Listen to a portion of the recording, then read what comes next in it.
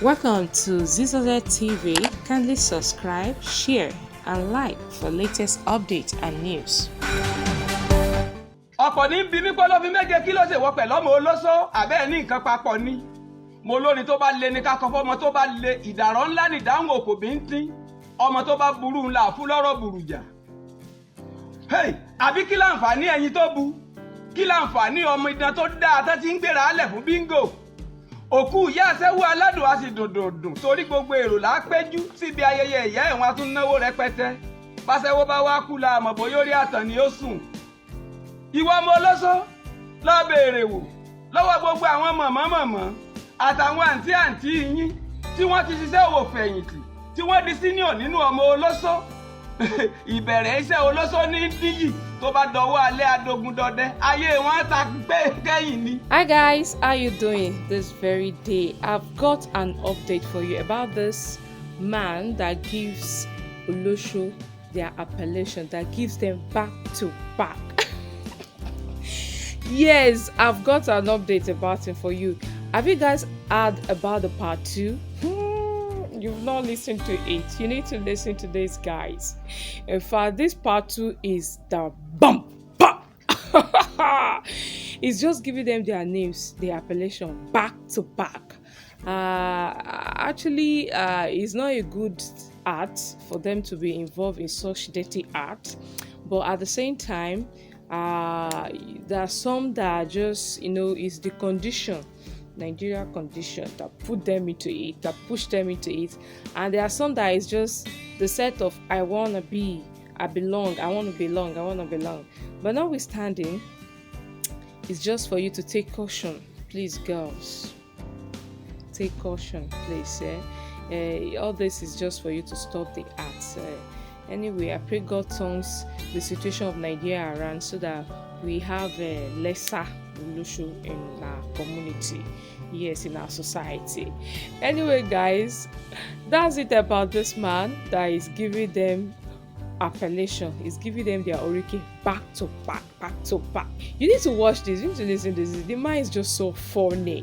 In fact, as he was just singing their praises, let me say it's their praises, and they're dancing to it. In fact, it's so funny. You need to watch it.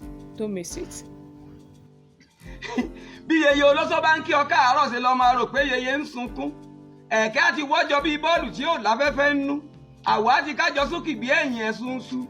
Bọ́jọ́ bá ń dọwọ́ alẹ́ omi rẹpẹtẹ ní gbogbo ara irun orí àti di lẹ́wọ̀ orúnkún àwa àtakora wọn. Ìdí àti wọ́jọ wọ́pọ̀ bí ìdí ìkòkò ṣe láyé wọn jó bẹ́lúbẹ́lú bíi kándù tó tàn sínú oòrùn. Bóyá bọ́ ọba lè rí mẹ́ta ń bẹ ọba jáwọ́ àbí lásán lọ pẹ̀sán àgbèrè. Tó o ṣe bí kò ní í wọ́n ọ̀lẹ olè.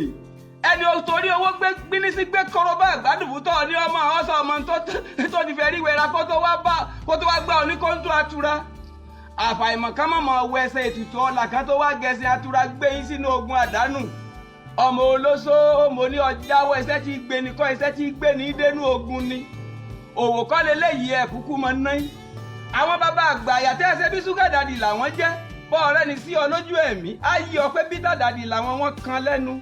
Àwọn bàbá abáláyé wọká yóò wọ mi àwọn afògùn ẹni ṣòfò tí ìbaniláyé jẹ́ kọ̀ jáwọ́ nú ẹ̀sìn àgbèrè. Lásán ni yàtà ìṣẹ́jú méjì 20,000 wọ́n ń kó fún ọ lẹ́ẹ̀kan ṣoṣo lọ́jọ́ ẹ̀ tí ń tẹ́wọ́ gbowó sẹ́ẹ̀rí mówó ṣe. Àmọ́ kúkú jọ pé ẹ̀rí mówó ṣe. Aṣọ òkìrì kàbọ́ǹfù àròbó wọ́n ń jẹ ọmọ ayé òsì lè dálé gbà. Olóso bíi 12 ní gbé yàrá kan ṣoṣo tí wọ́n máa hó yè. Ìwọ ọmọ Olóso tí wọ́n gba lẹ́bù tí ń gbélé fúláàtì lọ́wọ́lọ́wọ́ ọjẹ́ mọ́ iyọ̀. Wọ́n padà gba yàrá kan ṣoṣo.